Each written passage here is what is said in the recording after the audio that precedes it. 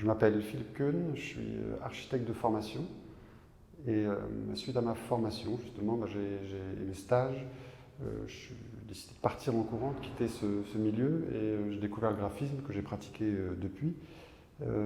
Entre-temps, j'ai aussi fondé une marque de vêtements pendant 9 ans, que j'ai arrêté en 2016. J'ai aussi rencontré le tarot de Marseille qui est devenu une grande passion et il y aura un rapport avec ce qu'on va voir ici aujourd'hui. Et donc voilà, depuis il y a une pratique artistique et le graphisme et le tarot aussi, mais qui seront, on va dire, les éléments avec lesquels je travaille.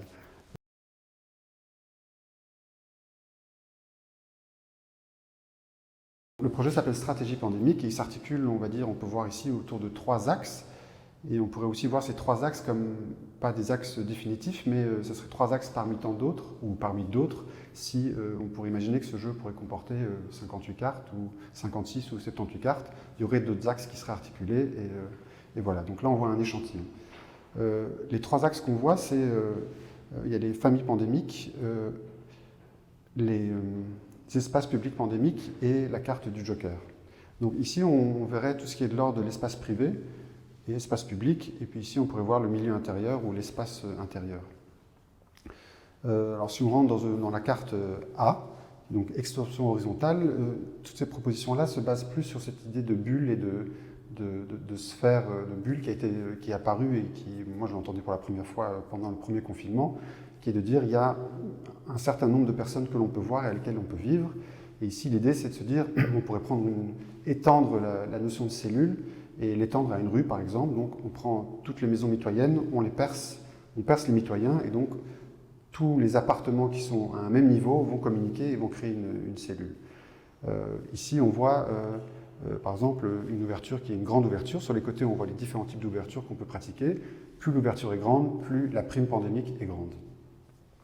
Ici, c'est la même idée, sauf qu'au lieu de faire une percée horizontale, on fait une extension verticale. Donc il y a une percée dans le plafond. Différents types de percées sont possibles. Ici, on voit une échelle qui propose alors, on accède à une prime pandémique de 40%, mais si on faisait un escalier, on aurait 100% d'abattement.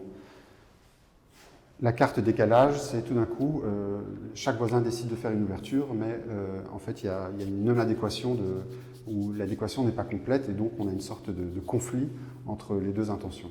Donc les autres cartes dont je vais vous parler, c'est celles qui concernent l'espace public, donc cet autre axe, après l'espace privé, et ici qui est défini par 3 cartes, qui représentent aussi 3 types d'objets, les macros-objets, les micros-objets et les nanos-objets.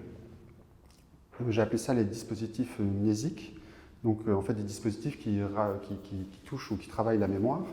Par exemple, ici, le macro-objet, on voit une plaine de jeu avec un énorme masque qui, en temps de non-pandémie, on va dire, est utilisé par les enfants comme un toboggan, comme un élément de plaine de jeu. Et quand il y a pandémie, quand cet espace de jeu est déserté, il devient un objet pour le regard et un rappel qu'il faut porter le masque, qu'on est dans un état d'urgence. Un micro-objet à côté, ce serait, ici l'exemple, c'est une sorte de siège, et qui permet la graduation et de garder les distances sociales.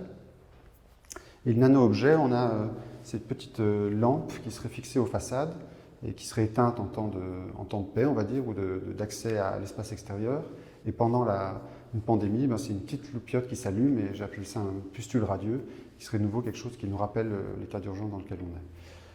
Le dernier axe présenté ici, c'est la carte du Joker.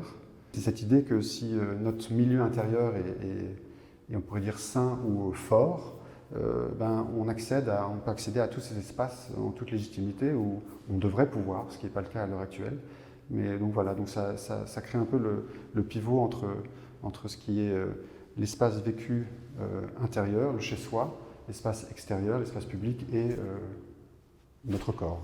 Voilà, ce rapport au corps qui est quand même remis en question et le rapport est assez étrange dans le contexte actuel. C'est à la fois le corps comme le danger pour l'autre et à la fois ce qui nous appartient. Voilà.